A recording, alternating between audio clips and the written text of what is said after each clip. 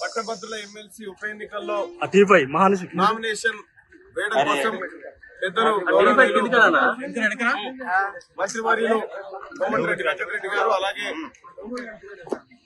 ఎమ్మెల్యేలు అన్నలు మంత్రులు లక్ష్మారెడ్డి గారు, అలాగే భూముల వీరేశం గారు, అలాగే జయవీరన్న గారు, అలాగే వీర్ల ఐలయ్య గారు, ఇలా చాలా మంది నాయకులు కాంగ్రెస్ పార్టీ అధిష్టానం ఆదేశం మేరకు ఇక్కడికి రావడం జరిగింది.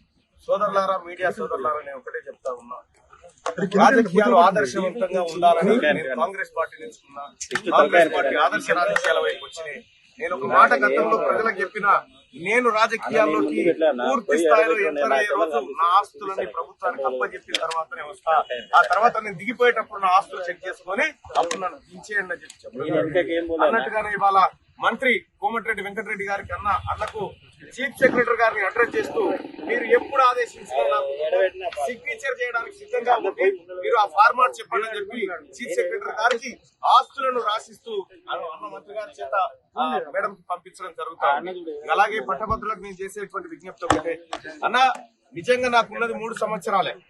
3 సంవత్సరాల కాల పరిమితిలో ఒకవేళ తీన్మార్ మల్లన్న గనక మీకు నచ్చిన విధంగా పని చేయకపోతే నేను ప్రజా రెఫరెండానికి సిద్ధం.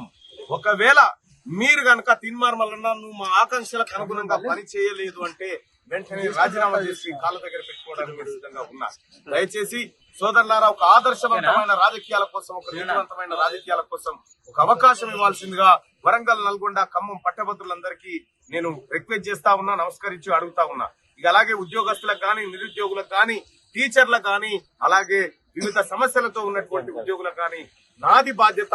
నేను మా అన్నగారి ద్వారా, ఇక్కడ ఉన్నటువంటి మా సోదరులు ఎమ్మెల్యేల ద్వారా ఈ ప్రభుత్వాన్ని ఖచ్చితంగా అడిగి మీ ప్రశ్నలన్నింటినీ మీ సమాధానాలు రాబట్టి మీ అందరికి అప్పచెప్తామని తెలియజేస్తూ, అలాగే జీవో 46 బాధితులకు కూడా మంత్రి గారు ఇప్పుడే చెప్పినారు, యాజ్ సూన్ యాజ్ పాసిబుల్ దానిపైన నిర్ణయం తీసుకుంటామని చెప్పి మంత్రి గారు ఇప్పుడే సభావేదికగా చెప్పినటువంటి పరిస్థితి.